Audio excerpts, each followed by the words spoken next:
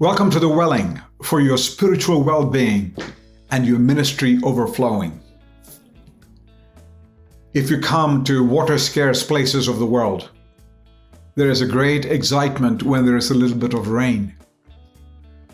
When it pours, they hold the water in storage tanks where the supply is kept. But to get from the water supply to the faucet, so that water is both usable, even potable, drinkable, you need a pump, a water pump, to provide for the fluid flow, to convey the water, carry the water from the source to the ends, to send it some way. And so in many parts of the world, they have converters, electrical pumps, domestic water pumps, and the energy that they use in order to move water from the source into supply. The pump has no power until it is turned on. The pipe has no flow unless the pump sends the water through it. But the pipe, the pump, and the power are all part of one system. The real challenges happen when there is no water or when there is no electricity. But sometimes there is electricity and there is no water.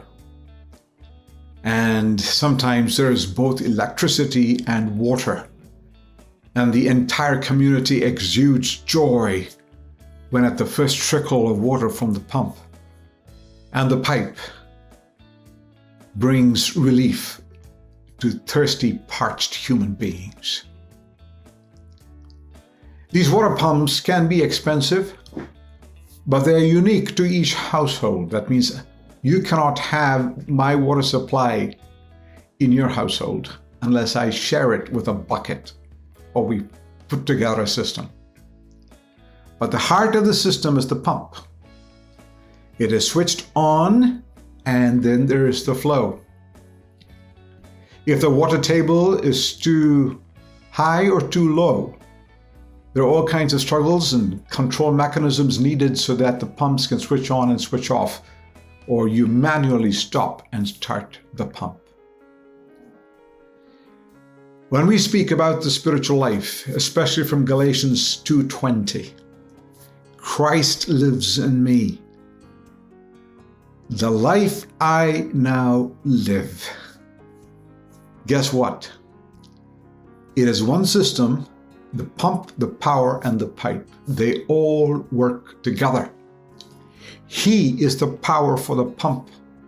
He is the source of the supply for the strength that you need in order to live the spiritual life.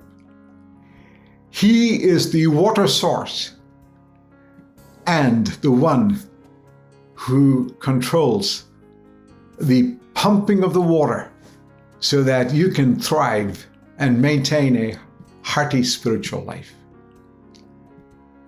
This indeed is what God has done.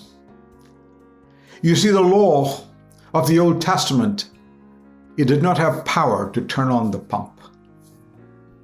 We needed God Himself to turn on the pump so that we will have the power to function as we should. And so for the rest of our lives, we have been crucified with Christ, and that condition is permanent. And for the rest of our lives in our very mortal body, remember the concept of union, one system.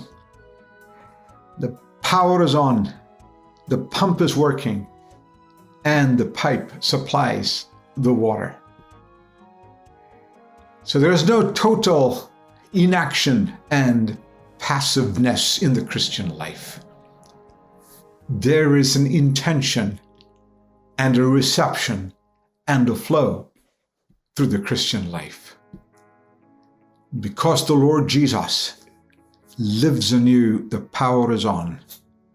And since you are attached to Him as the pump, the water flows. It fills your whole being. And there is the welling of life. The life the personal I now live. How do you live? You present the willingness, and Christ provides the power. The secret of your welling is His indwelling in your spiritual life.